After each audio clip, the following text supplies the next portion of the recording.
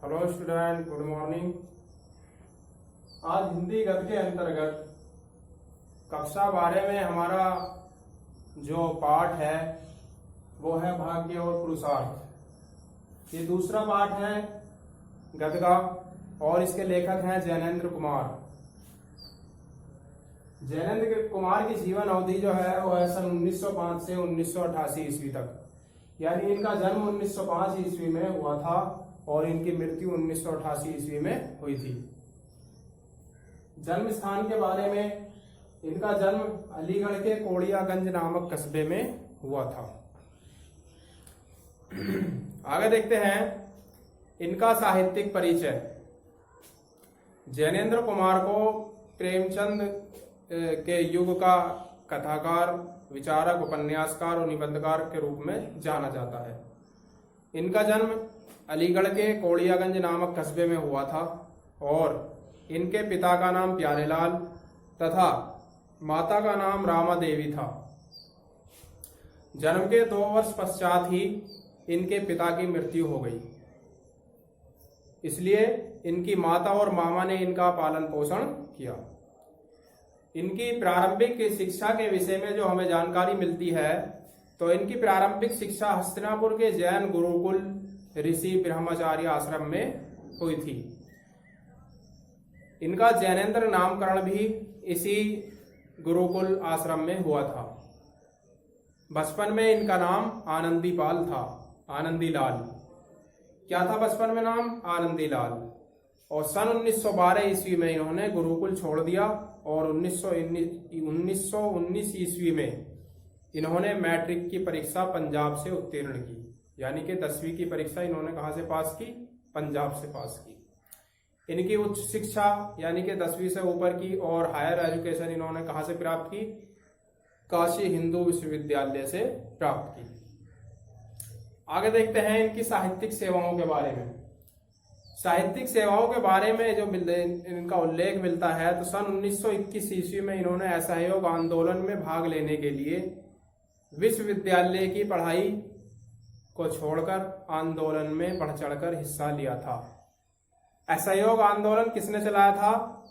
ये महात्मा गांधी के द्वारा चलाया गया था, जो सन 1921 ईस्वी में चला था देश की आजादी के लिए।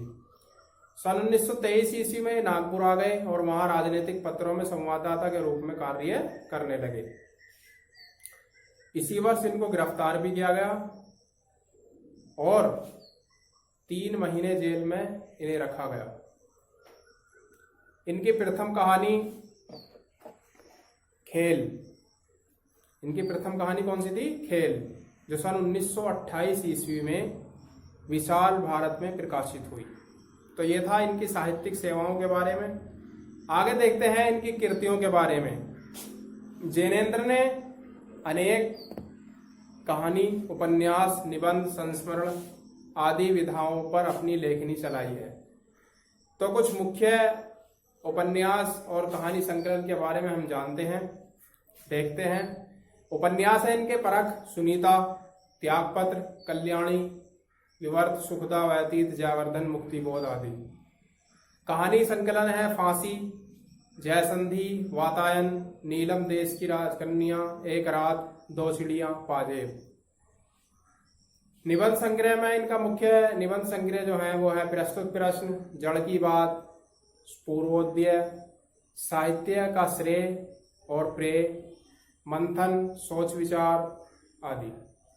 इन्होंने मंदाकिनी नामक नाटक का अनुवाद भी किया और एक अन्य नाटक का अनुवाद भी इन्होंने किया जिसका नाम था पाप और प्रकाश, तथा प्रेम में भगवान नामक कहानी संग्रह का भी इन्होंने अनुवाद किया। आगे देखते हैं जैनेन्द्र कुमार की भाषा शैली के विषय में जानते हैं। तो जैनेन्द्र कुमार की भाषा के हमें 2 रूप देखने को मिलते हैं। एक रूप इनकी कहानियों और उपन्यासों में देखने को मिलता है तो दूसरा इनके निबंधों में दृष्टिगत होता है।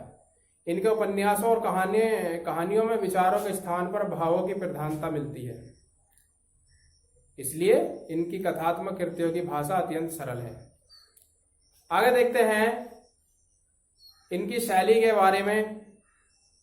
इन्होंने प्राय अपने लेखन शैली में विचारात्मक, वर्णनात्मक और विचारात्मक शैली का प्रयोग किया है। अब आगे देखते हैं हिंदी साहित्य में स्थान, यानी कि हिंदी साहित्य में इनका क्या स्थान था। तो जैनेंद्र कुमार निसंदेह एक उपन्यासकार, कहानीकार और निबंधकार के रूप में सदैव स्मरणीय रहेंगे। इनकी चिंतनशील विचारधारा, आध्यात्मिक और सामाजिक विश्लेषण की अद्भुत पद्धति नई पीढ़ी के साहित्यकारों का प्रेरणा स्रोत बनेगी। हिंदी कथा साहित्य के क्षेत्र में इनका नाम सदैव याद रहेगा। तो बच्चों, ये था जैनेंद्र कुमार का जीवन परिचय जो मैंने आपको बताया। इसकी पिक मैं आपको सेंड करूंगा आपके स्कूल के ऐप पर।